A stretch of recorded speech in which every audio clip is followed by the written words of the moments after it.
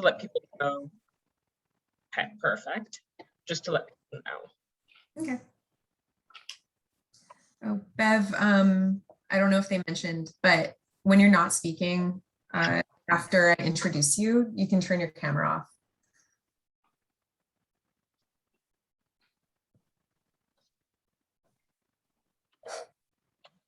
Do you guys have any last minute questions at all before we start?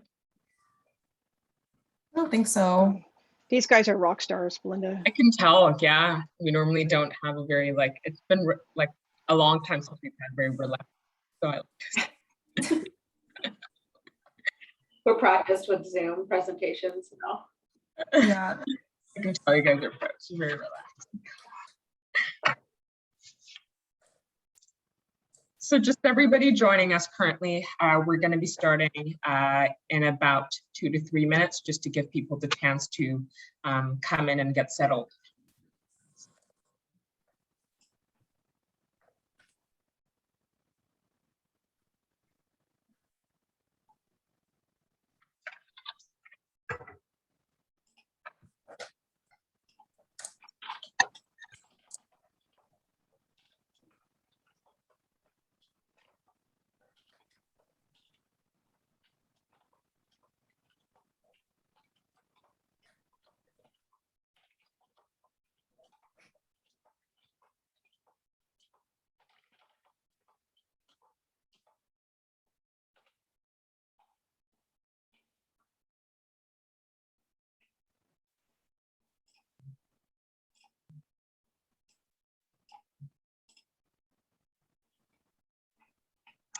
And to all of us that are coming on currently, just a heads up that we will be starting the webinar promptly at 12.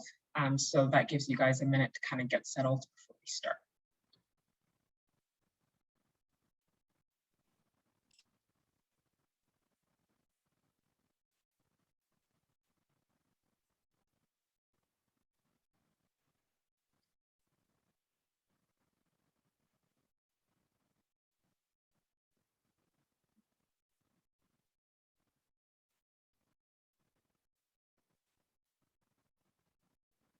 So it's now 12, so we're going to get underway with this webinar. So hello everybody and welcome to today's BC Support Unit webinar.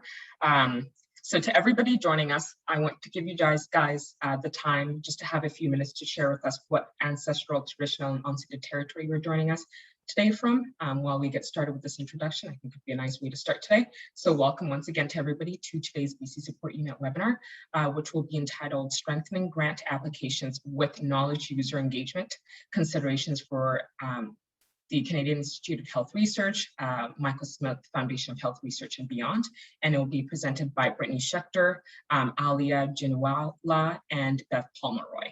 And I'm Belinda Jampo, just doing the introduction. So I would like to acknowledge the ancestral, traditional, and unceded territories of the Squamish, Tsleil-Waututh, and Musqueam nations from whose lands the BC Support Unit operates on. I would like to let you guys know that this webinar will actually be recorded. So after this webinar, we will have a posting of it that will be available on our YouTube page, the BC Support Unit YouTube page on our website, along with any other forms that the Fraser Centre might send us out to using. I also want to let you guys know that once the presentations are over, we'll have about 10 to 15 minutes for a Q&A portion. So that gives you guys the chance to ask your questions. And we encourage you guys to ask your questions using our Q&A button that you guys can find actually at the bottom middle of your screen. So you can ask your questions that way, and at the end of the presentation, we will be able to answer them that way. With that in mind, I think that's it for me. So I'm going to pass it over to our brilliant presenters. Thank you guys for coming again. Hi, everyone. Thank you so much for joining us today. My name is Brittney Schicter. I'm coming to you today from the unceded ancestral traditional territories of the Musqueam, Squamish, and Tsleil-Waututh people, and very thankful to be here. So today we are going to be joining you, I'm also joining you with, my colleagues Alia, Januwalla, and Bev Pomeroy, and I'll let them introduce themselves a little bit later when they jump in. So you guys can feel free to turn your cameras off if you want. All right, so let's get into it.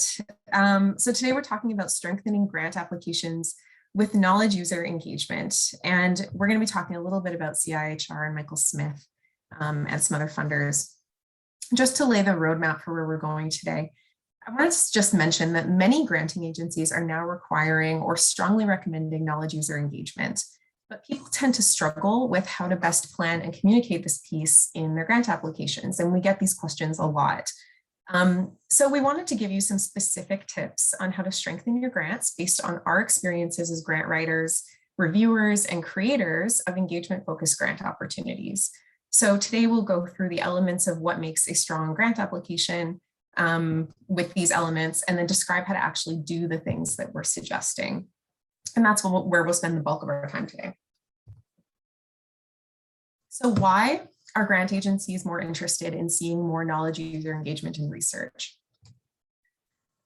This is a graph that you may have seen before, but essentially it's the health research to practice continuum, and it showcases that it can be very difficult to make change in the healthcare system. Health research specifically exists in a slightly different context than other types of research. There's always a risk of evidence generated through research not making its way to the real world and making an impact, but health research kind of presents different obstacles. So as you can see here on the graph, there's these sort of what we call valleys of death, where evidence falls off, it doesn't make its way to the next phase, and it doesn't eventually make its way into actually having an impact on health and clinical practice, on health decision-making and clinical practice. And some of the barriers to this are that healthcare is often slow to change, policy change can be bureaucratic, practitioners and administrators are not likely to take chances on new advancements until the body of evidence for a new approach is rock solid. And this can take years or even decades. So what this can lead to, and this is a bit of an old statistic, but it's still a bit shocking, is that 30 to 45% of patients may not be receiving care based on scientific evidence. So the Canadian Institutes for Health Research, CIHR, saw that there was a gap in the research that they were funding using public dollars and the amount of impact that that research was actually having on the healthcare system. So they created what's we call SPORE, or the Strategy for Patient-Oriented Research. And the purpose of this strategy was to increase the amount of research being done with and by research knowledge users, including healthcare professionals, patients, and caregivers, to ensure that the right patient receives the right intervention at the right time, and ultimately to improve the amount of, or to increase the amount of evidence being actually moved into practice. So really briefly, and a lot of you may already know this information, but just so everyone's on the same page, what is patient-oriented research? It's health research that engages patients as partners, not just as participants in research, so as team members, focuses on patient-identified priorities, improves patient outcomes as defined by patients, aims to apply knowledge generated to improve healthcare systems and practices. And a key one here is that it's conducted by multidisciplinary teams in partnership with other healthcare stakeholders. So when we say that, we mean that patient-oriented research, of course, focuses on patients and including them as partners in research teams. But we also want to see a well-rounded research team that involves other people who are impacted by health research and by the evidence that we want to be implementing into the healthcare system. So healthcare administrators, healthcare practitioners, and so on. I also want to just define for you what we mean when we use the word patient. So we mean individuals with personal experience of a health issue or the health system, and that includes patients, residents, informal and formal caregivers as well, and family and friends. And I just want to acknowledge that the word patient isn't always appropriate. We're fully aware of this. While we do use the word patient, we encourage people to substitute the term that resonates most with them. So other terms could be person with lived experience, client, consumer, community member, whatever makes sense for you and for the people that you're working with. So I also just want to go over what we mean by the term knowledge user. And it is a term that CIHR uses, and their definition is an individual who's likely to be able to use knowledge generated through research in order to make an informed decision about health policy, programs, and or practices. And there's a long list, I won't necessarily read this out, but a long list of who could be included in there. And I think that just highlights that it is a very diverse, broad group, and it could really be anyone who's impacted by the evidence generated through health research. So I also just want to set the stage here by mentioning the concept of a learning health systems model, which you may have heard recently. It's definitely gaining some traction, but we've seen a recent shift towards interest in establishing learning health system models, which is essentially where research exists within a cycle of internal and external outputs and inputs and implementation of evidence, evaluations, and outcomes to continuously improve a health system. And this goes hand in hand with patient-oriented research in a lot of instances.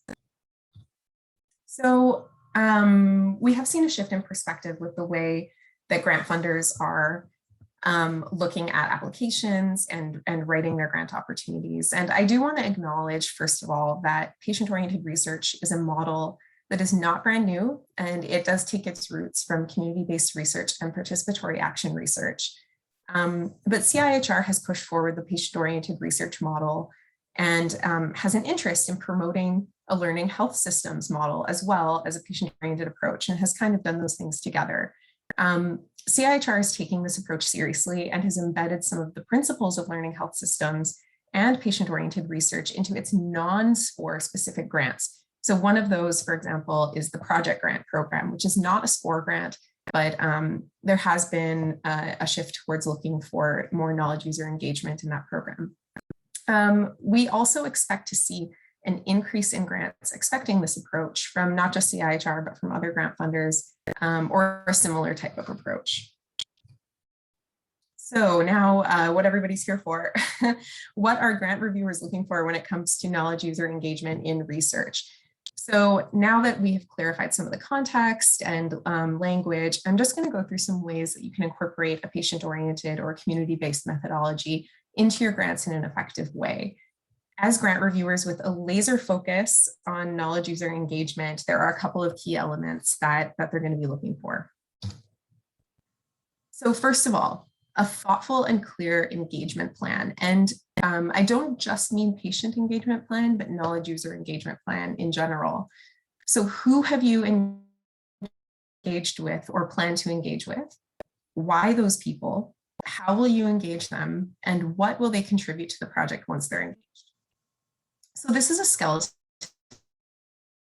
of what sort of information should be in your grant. It's not really good enough or that you'll connect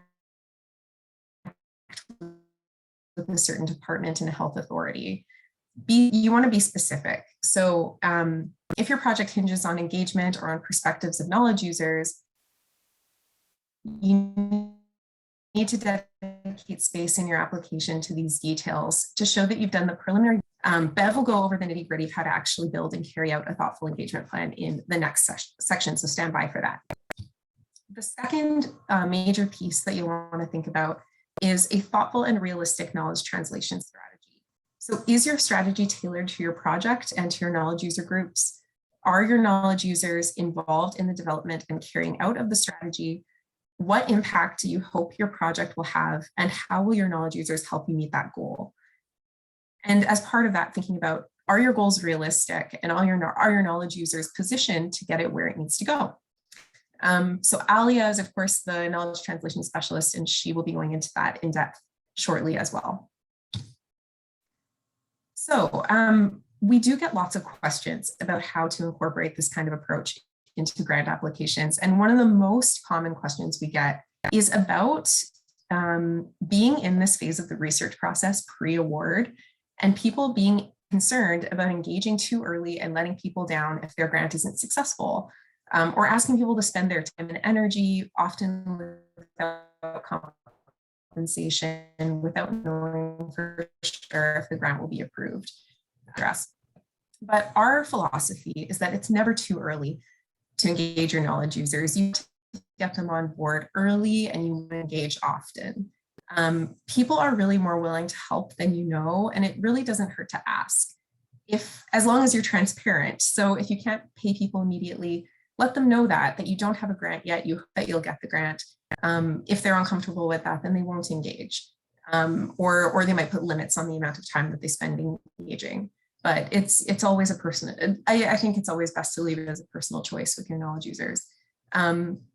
Also, it's important to, again, about transparency, it's important to not leave people hanging. Know the status of the grant once it's submitted, let them know what you think the likelihood of success will be, whether or not there are other opportunities that you could apply to in the meantime. People just want to be in the loop, and we've heard that time and time again from patient partners in particular.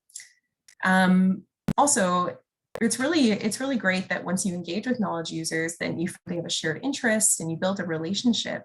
You can draw upon those folks for future projects and future grant opportunities. And so you kind of want to create a bit of a roster of partners that you could draw on. And it's also really convenient that there are some planning and team building grants available from different funders. So from Michael Smith, they have the Convene grant, for example, the C2 grant. There's also grants available from the Vancouver Foundation and CIHR that focus on planning and team building that really encourage you to take a look at. Okay, so some tips, tricks, and tools. And Bev will go through some of these more in her section as well in more detail, but number one is name your knowledge users in your application if possible. And it goes back to engaging early and often. If you've got people already on board, then you can put them down in your application and you can ask them for a letter of support or a letter of collaboration. So ask your knowledge users for those letters, ask them to describe their contributions to the project that they have made thus far and what they hope to contribute in the future. You can also ask for letters of support from the BC Support Unit, like from us or from our other regional center partners. And we offer other types of assistance, and I won't go into that in detail necessarily, but help with building your plans, help with recruitment of knowledge users, and also we can help take a look at your grant if you want another set of eyes on it. Think closely about, or think really clearly about your budget. You need to budget for patient-oriented research or community-based research-specific costs. And that includes not just patient and community compensation, but also thinking about remuneration for physicians or other healthcare practitioners who may need buyout time. And that's a big one that we see quite often. And I think Bev will go over this, but Reach BC, which is reachbc.ca, is a really fantastic recruitment tool that you can use to find patient partners. So with that, I will pass it over to Bev on building a patient engagement plan. Great, thanks, Brittney. Nice to, I guess, virtually see everybody here. So I'm going to talk about building a specific patient engagement plan. This can be used for other stakeholders, so just sort of bear that in mind as we're going through, but I'm going to really just kind of focus on patient engagement. And it's going to be a bit of a whirlwind because there's a lot about patient engagement. And the thing about patient engagement is it does take time. It takes being mindful and it's very deliberate. So, we'll talk about a few things as we go. Next slide, Brittney.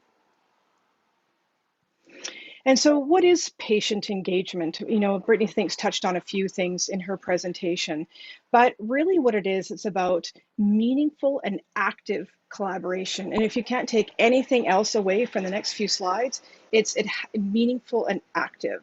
And those are the things that we sort of look for in regards to patient engagement. So it's about inclusiveness. How are we including diverse groups and research teams, or even like our multi-stakeholder groups?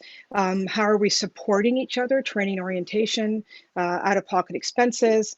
This idea of mutual respect, how each person's input is super valuable. Again, that can be with any stakeholder, but with patients and publics and service users, that's really, really important.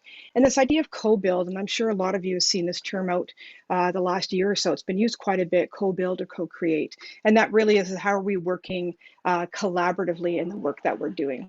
Next slide, Brittney. And again, I'm going to kind of whip through some of the history, but patient engagement movement really is social change movement. It is about changing a culture of research that we have seen up until the last few years. And again, Canada has been doing it for the last 5, the UK and the States have been doing it for a lot longer, but it kind of hinges on this idea that patients should be a part of the decisions of their own care. Right. So back in the day, this movement sort of started, it really kind of got off in the 70s and 80s. It is a social movement, right? It's been building momentum. I'm sure a lot of you have seen it on social media and different, well, of course, even the research grants that are going on, and that it's really about this concept of nothing about me without me.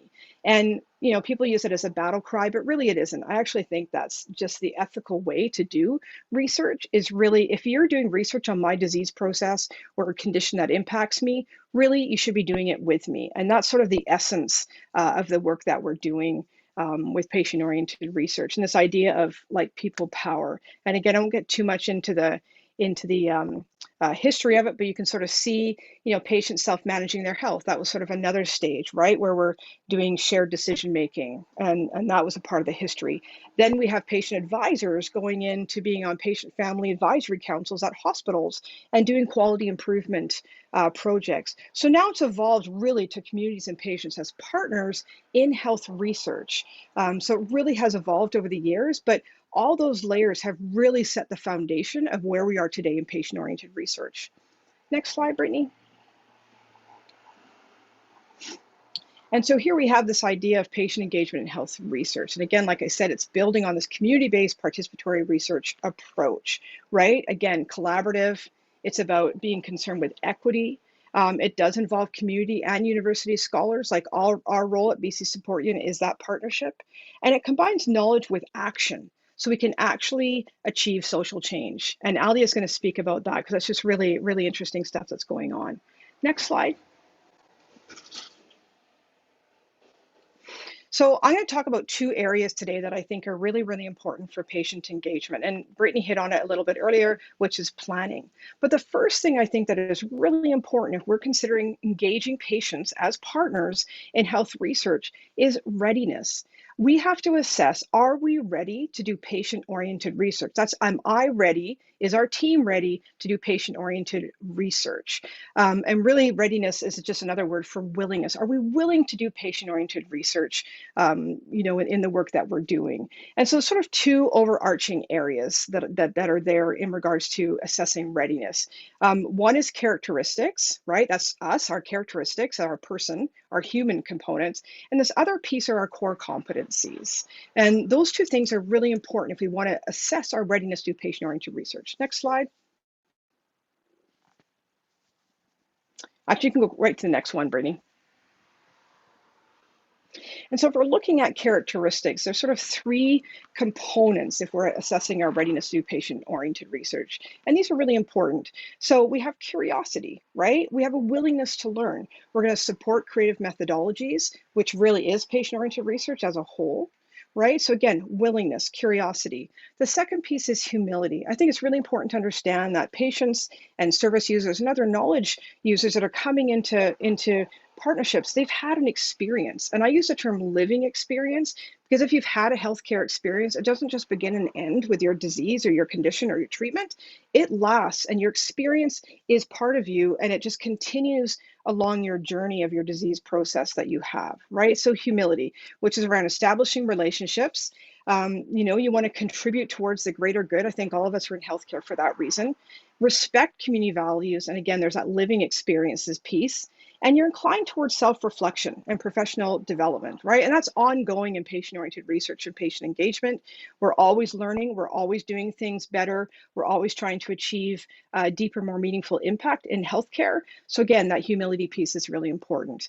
And I kind of put this third piece in here. A lot of people are using the word collaboration, but I'm actually going to sort of push it a little bit further now and really just say, you know, if you're looking at your characteristics for doing patient-oriented research, it's about deliberation, right? That research questions that are not research driven, right? They're made in partnership with your stakeholders. They're going to help inform your question. They're going to help inform the framework of your research, right? And this deliberation piece, again, when you're thinking of engagement, it requires long and careful consideration, right? We want to make sure we have clear expectations out the front.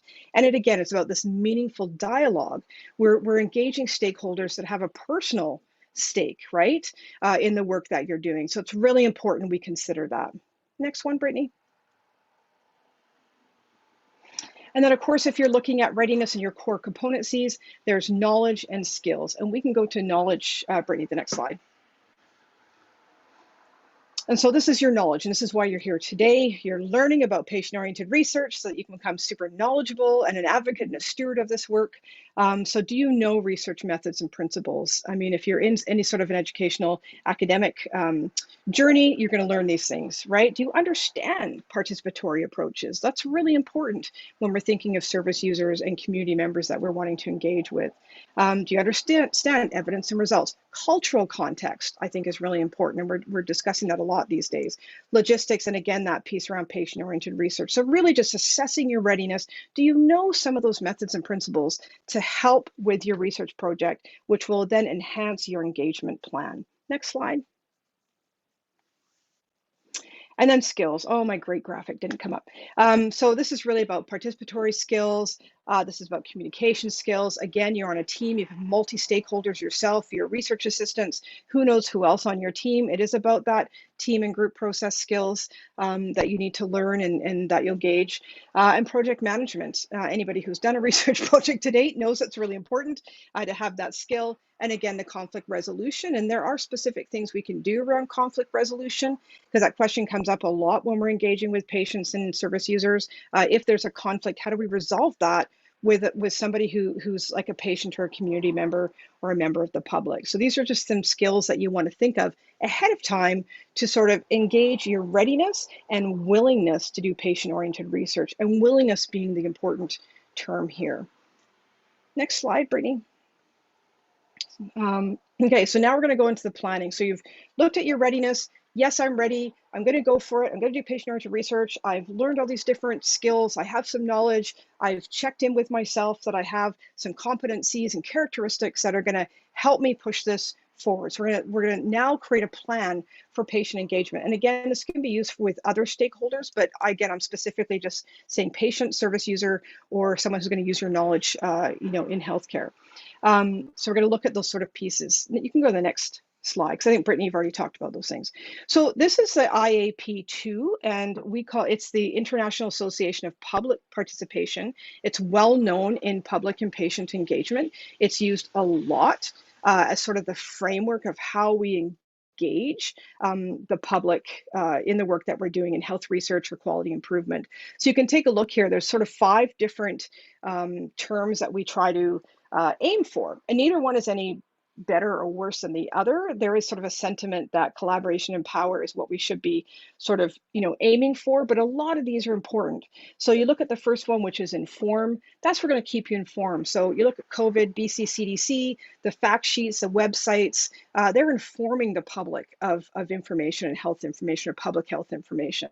The next one is consult, right? So in your research, this is where you're going to have sort of your participant side of things, which are focus groups, surveys, and public meetings. And so that's sort of the second sort of stage in this public participation that you can have. Involve is where you have workshops and deliberate polling, and you can be very, sort of specific in your target group. And then we have collaborate and empower. And these are sort of the ones that we want to look at in patient-oriented research. So to collaborate is that patient partner or member of the public is actually a member of your research team. They're not a subject, they're not a participant, they're actually a member of your team.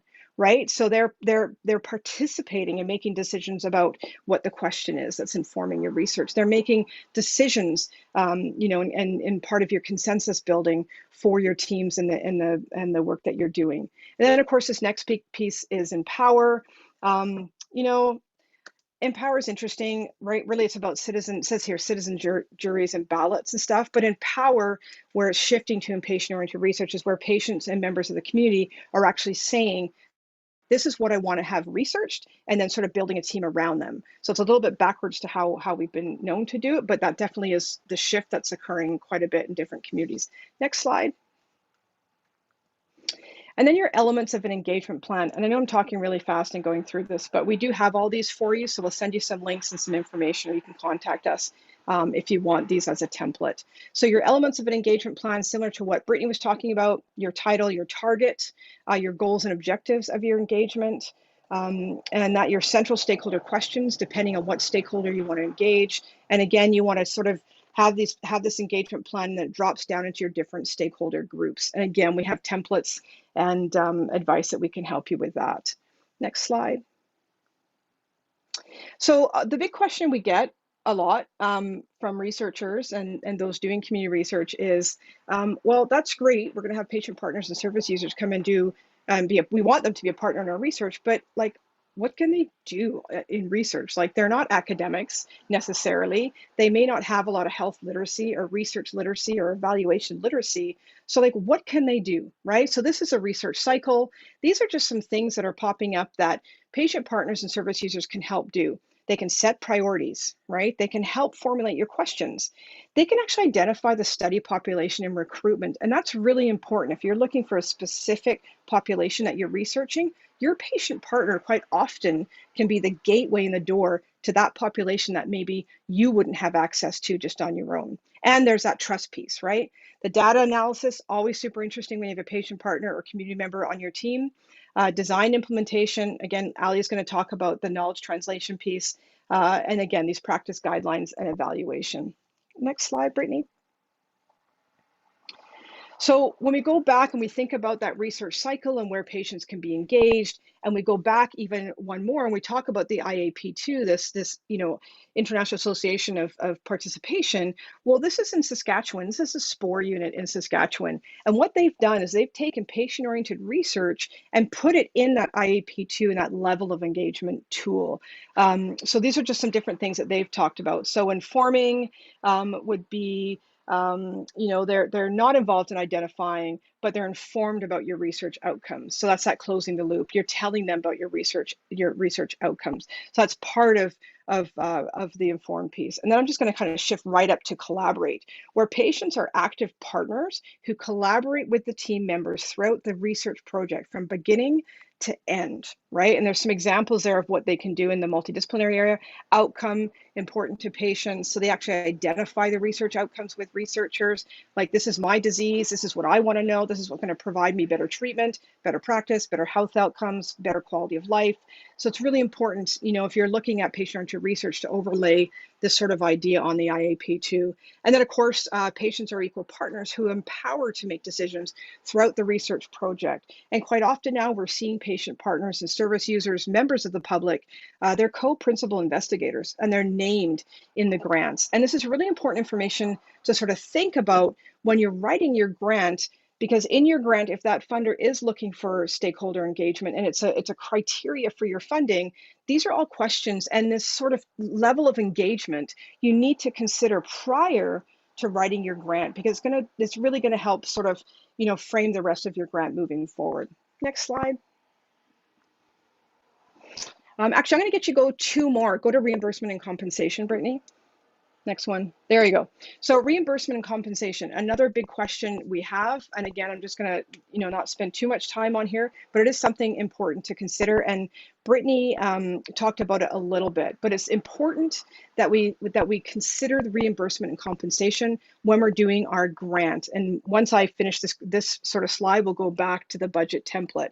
So Canadian Institute of Health Research, when they developed the strategy for patient-oriented research, it became very clear that the work that patient partners are doing on our research project is quite comprehensive. They're spending a significant amount of time as a member of our research team.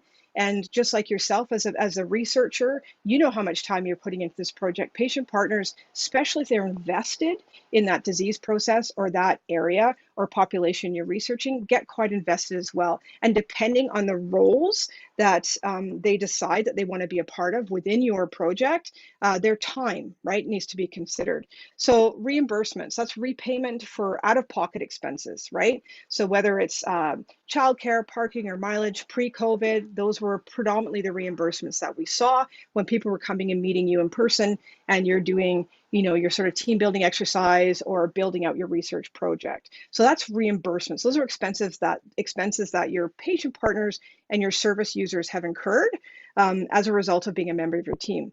Now, the compensation, it's a bit of like a four-letter word in the world of patient engagement and patient partners. There is the group that says yes to compensation, and there's a group that says no to compensation. And so it's really important to have a conversation with your patient partner ahead of time to find out that do you want to be compensated for your time? You're going to be, the expectation is you're going to be on our project for 5 hours a week for the next 3 months. Do you want compensation for that? So the Canadian Institute of Health Research did come out with a patient appreciation policy, and it really outlines what that can look like around honoraria and time that we need to consider and compensate our patient partners, or Brittney mentioned other stakeholders for their time, that we want to consider that. It kind of is becoming the norm. But again, there are patients who strictly want to do it on a volunteer basis, but there's also patients, if they have some sort of a disease or a condition where they're on disability income here in the province, they're capped. So they actually can't get compensated quite often, or they're worried about being compensated is going to push them past the ceiling of what they're allowed to earn. Otherwise, they lose their disability funding. So those are some things to really consider. And again, it's about having a conversation with your patient partners out the gate. You can go back to the budget template, Brittney. There you go. So here's a template Brittney and I made up because a lot of people were asking us, so what do we need to budget for ahead of time? Again, it's really important if you're writing your grants and you're submitting your grants to have a budget template for patient partners or for your stakeholder engagement. So these are some of the things I just talked about, right? Service and supplies, meeting costs, travel, right? Sometimes and Alia will talk about this, if your patient partner is going to co-present at a conference, right? So putting that in so that that's why it's really important when we're considering engagement that it's purposeful, it's meaningful, it's mindful. We have to think about it at the beginning of our grant process. And I know, a lot of times people don't want to get patient partners or stakeholders involved because they don't have their funding in place. And they feel they're setting people up, in the expectations if they don't get their funding. Or how do we do this to compensate patient partners? Do we pay for it out of our pocket? Well, here at the BC Support Unit at our Fraser Centre, we do have a small fund that can provide some funding to compensate patient partners at the beginning of your project, to engage them when you're applying for your grant and writing your grant, to get them engaged at that stage. So there are things that you can do, and there are awards and grants and funding like we have that really can help you have that patient engagement right from the outset. Next slide.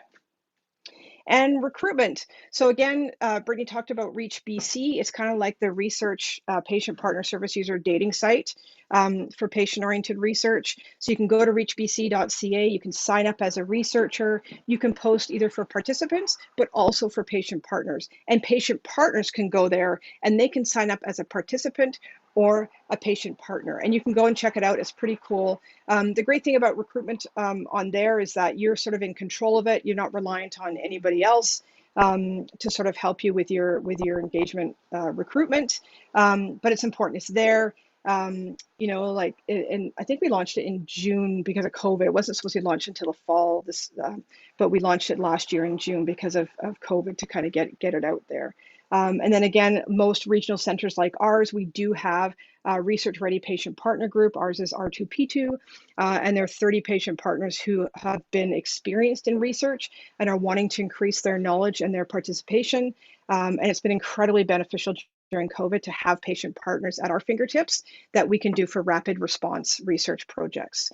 And again, you can develop your own relationships through your own interactions with your patients or the public or stakeholders. So definitely leverage those. Next slide. I won't go into this too much, but again, if you've engaged, like we're suggesting your patient partners at the beginning, patient partners can write a letter of support. And so for your grants, this is incredibly beneficial. I mean, to have a patient partner that you've engaged that's really invested in your project to now write a letter of support to submit with your grant is incredibly impactful to the people that are looking at your grant applications, right? So this is a framework that we've developed at Fraser Centre. Again, you can get these and contact us for these, or even patient partners if you're here in the webinar. This is just a bit of a really loose template. There's obviously some language that comes along with this to help sort of frame that letter. We didn't want to create like an actual template where you put your name in. We really want people to be thoughtful and mindful of the project they're getting involved with, and to really be invested in that grant. Next slide. Virtual patient engagement, again, this is a takeaway. This is from Saskatchewan. They're pretty good at the whole SPOR thing. So these are different things that we had to learn this year, how to sort of adapt to virtual engagement. This is a takeaway. You can screenshot or see the presentation again to get this. The next slide. So these next two slides, I think are really important. Oh, my cool Jedi graphic didn't show up. So justice, equity, diversity, inclusion is something that's being considered, obviously, in our grants that we're applying for with the CIHR. It's something that's popped up and has become really important to consider in the projects that you're doing and creating in your research projects. And we're learning how to do this. And again, this is where that curiosity and that adaptability really comes to benefit you, is around this piece. You can go to the next slide, Brittney. And then this is just something, if you think of justice, equity, diversity, inclusion, it's really important. And again, we do a whole separate workshop on this in Fraser Health for trauma and resiliency informed practice as an approach to your research and evaluation. I'm not going to get into it too much, but if you're looking at the equity, diversity piece, it's really important that you go through and understand the trauma and resiliency informed practice pieces, because they both go together in order to create a safe, have cultural humility environment in your research project. And next slide. Actually, you can go to the next one.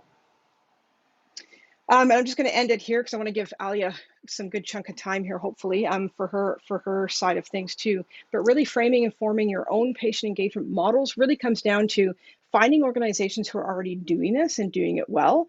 Ask activated patient partners to help mentor and capacity bridge the work that you're doing. This is a big one. Know you're going to make mistakes in the process, so we just own up to them, right? We just figure things out and we're going to adapt as we go. And then again, endorsed by leadership. And this could be your academic sponsor, or it could be in a health authority, it could be executive director or your manager. So these are just important things to remember when we consider forming our own engagement models. And again, all this information, you just need to get hold of us, and we can certainly talk about specifics if you have any. Over to you, Alia.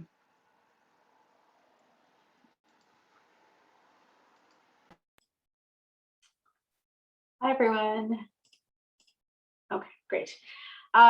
So thanks so much, Bev, for sort of like laying the foundation for really the grittiness of our workshop, the real engagement plan. I think keeping those considerations in mind as we talk about KT is really important. A lot of what I'll be talking about is really around integrated knowledge translation.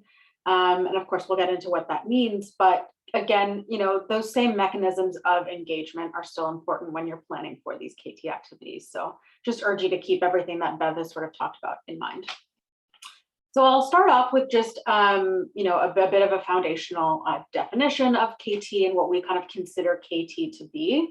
And typically the term knowledge translation is the most commonly used term in the healthcare literature. And it's defined as a dynamic and iterative process that includes the synthesis, dissemination, exchange, and ethical application of knowledge to improve the health of Canadians, provide more effective health research services and products, and strengthen the healthcare system. This KT process model here has been adopted by CIHR. It was first proposed in 2006. But Brittney, if you could just go to the next slide. I think what's kind of important to remember is that there are over 100 different terms under this umbrella. Knowledge translation happens to be conventionally the term that's been preferred in health, preferred by CIHR, Michael Smith. And so if you're looking at those funding agencies, you might see that term more frequently. Other funding agencies like SHIRC prefer knowledge mobilization. So the emphasis is, oh, sorry, if we could just go back. The overall focus is really the same. It's around moving research evidence into practice, but I just say that to keep that in mind, that different funders often have different terms. However, there is sort of a shift now. We're sort of moving towards knowledge mobilization, knowledge exchange as a sort of catch-all term as well in the health world. Next slide, please. Again, so KT can sort of take different forms. Dissemination is something that you might be familiar with. It's the sort of conventional and typical activities that we would see after research. And this is really around a conscious effort to spread information about a finding. So it can be active, it can be passive, but it is about this purposive distribution of information to a specific audience. And so with dissemination activities, we're thinking about things like writing publications for peer-reviewed journals, conducting presentations at conferences, social media awareness campaigns, activities like that. With implementation, that's a step further in sort of embedding those evidence-based changes. And it's really around the use of evidence-based behavioral change strategies in order to adopt and integrate an evidence-based intervention. And the whole aim of that is really to change behavior change and practice within a setting. And so those interventions typically look like shared decision-making tools, forced function reminders in EMRs, for example, developing communities of practice, audit and feedback mechanisms. And if you are doing something, if you propose to do something that is around the implementation sort of field, there's a whole field of implementation science that is really rigorous and that can guide you in that process. And that should just be underpinning the work that you're doing and should be sort of at the forefront of your grant as well. Next slide, please. So again, KT can sort of happen at different stages of the research cycle. Typically, people think of end of grant KT, and that's really, the work is all done, and now this is your typical dissemination and communication of just sharing out your findings. There's definitely a place, for both. We at the Fraser Center really like to advocate for integrated knowledge translation. And that's really when you're meaningfully engaging your knowledge users throughout the entire process to embed KT principles throughout your project and to design your KT strategy. And this aligns really well with patient-oriented research and participatory research methods. Next slide, please. So again, I just offered a couple of these quotes here that sort of speak about integrated KT, and it should sound familiar. It essentially is getting at the same sort of impact that we get by involving our patient partners in our KT activities.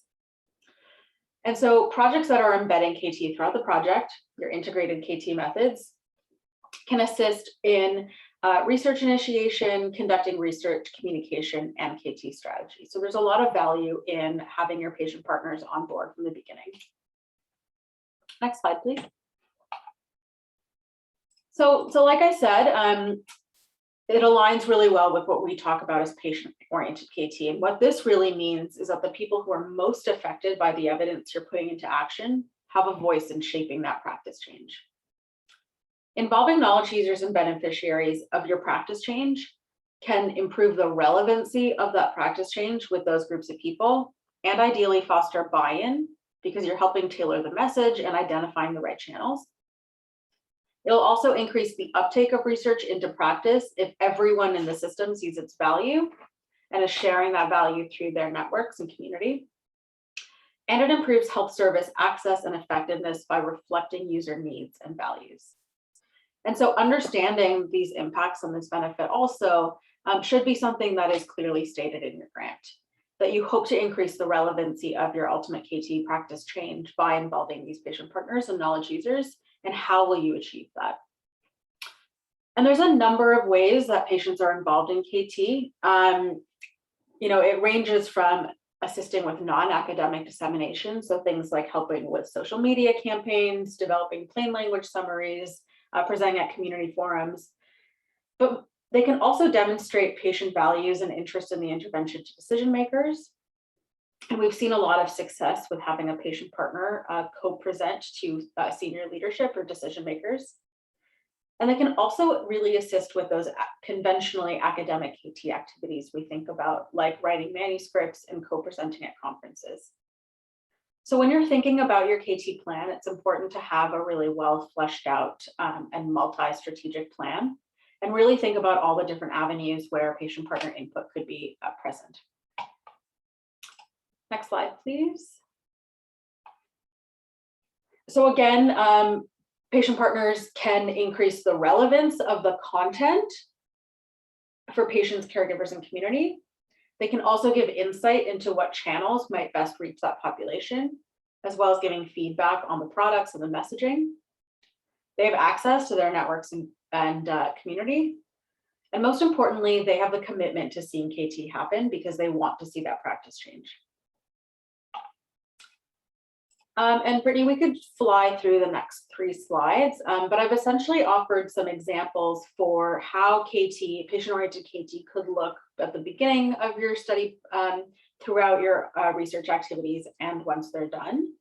And so there's a number of different avenues and activities where patients can be engaged, from consulting on methodologies to participating in data collection, to all the way down to our conventional KT activities.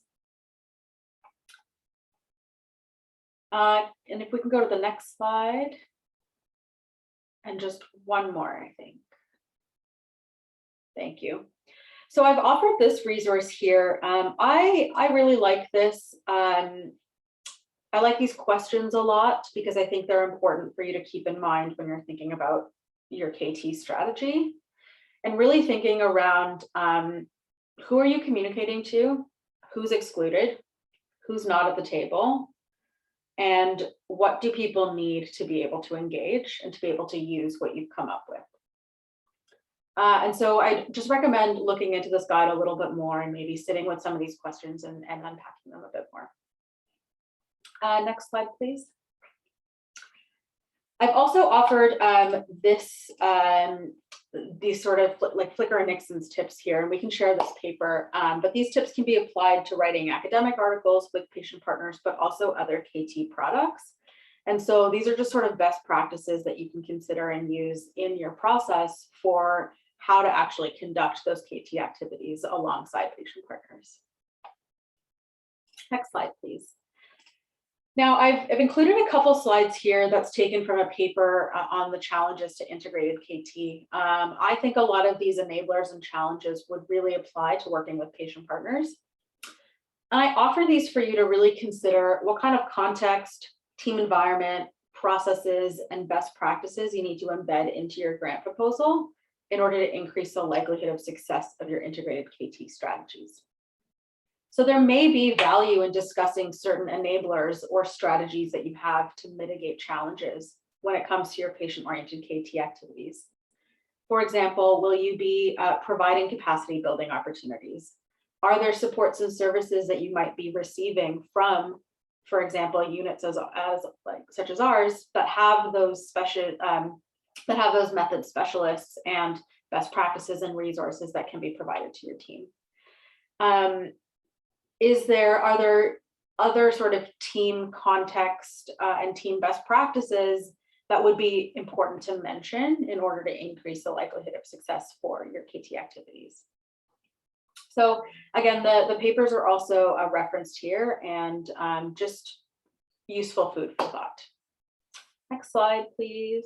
And the next one after that. I've offered a number of resources here that could help you a little bit further. So if you know that you need to create a KT plan soon, especially for your grant application, you could consider checking out this free KT planning template. It sort of goes through the planning process and just highlights features that you may not have considered in covering all those major areas that a grant application might need to address. So I would highly recommend this one. And I would most importantly recommend the next slide, Brittney, if you could get to that. So this is a supplementary tool that I've also cited here that I would recommend everyone check out. This is really a tool that's aimed at grant reviewers to guide the assessment of quality for a proposed KT plan within a grant application. So it's composed of comprehensiveness, alignment, and feasibility. There's a great list of questions under each criteria, and I think that this is a really good starting point for you to be able to assess your own KT plan in your grant applications and to be able to assess certain either gaps for improvement or strengths that you already have. Next slide, please. I also offer this resource. This is a pathways tool by the Michael Smith Foundation. And so depending on where you're at with your KT competencies and knowledge, and depending on what role you have, this pathway kind of comes up with a personalized repository of resources and tools that might be helpful for you based on your unique needs. So I'd recommend that you check that out. And lastly, I've just offered a couple more resources that you can see here and that we can share the website to as well. The BC Support Unit has a plain language guide that would be a good resource for you to perhaps cite or for you to review. And we've also included a number of KT resources in the next slide. And with that, I think, Brittney, I'll hand it back to you.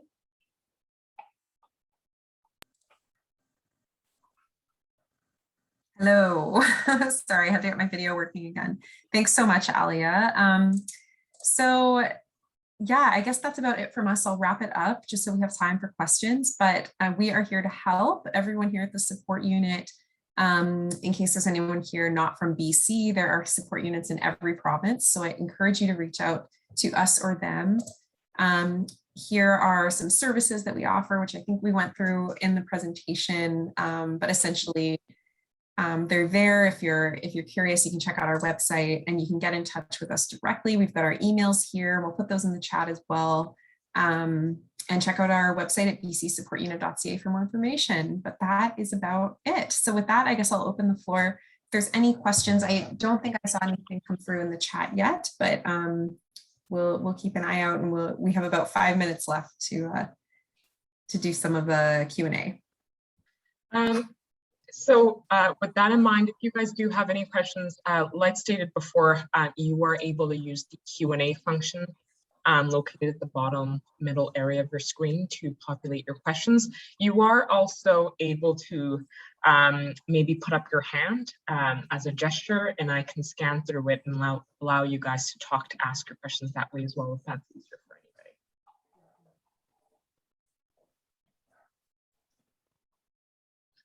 Give it a few minutes.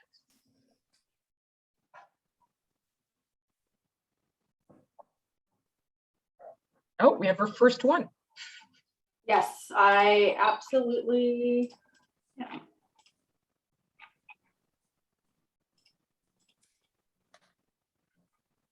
There were a lot of resources mentioned in the presentation and a lot of links and stuff. So like we mentioned, this is recorded. You can access it on YouTube, but if you're looking for a specific link or something like that, or a specific resource, please get in touch and we will absolutely share it with you.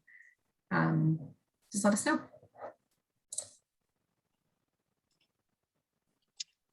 That's been answered. And if you guys have any other questions, please feel free to ask them in the Q&A function, or use the putting up your hand icon, and I can allow you guys to talk if that's easier as well.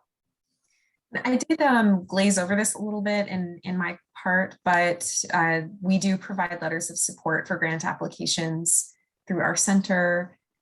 So if anyone is already doing this work, if you're engaging patients or doing community-based work and you want a little boost or letter of collaboration from us, please let us know. We can have a chat and get that done for you.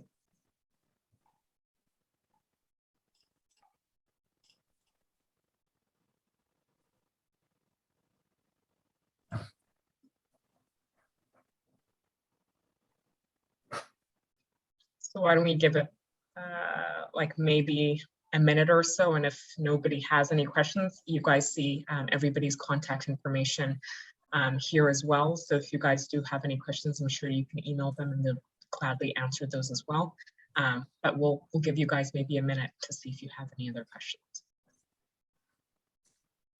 And we are specifically from the Fraser region, supporting SFU, Fraser Health, and the other Fraser region institutions. I hear our team at the Fraser Center, but like I mentioned, there are regional centers all around the province serving the different regional areas, kind of grouped by health authority area. So depending on where you're located, you can always email me and I can put you in touch with the right people, or you can check out our website. I just put it in the chat there and figure out who your support people are. So I don't think we have any questions. So perhaps I'll give you guys the final word, and when that's done, we will close up, and the recording, like I stated before, will be available. We have a YouTube page on our website, stated up here, the BC Support Unit website, and I'm sure Brittney and the group will also disseminate it through other means as well on their end. Any final words from the presenters? No, just thanks for being here with us today. We really appreciate you coming. Thanks. Thank you, guys. Have a great afternoon, everybody. Bye.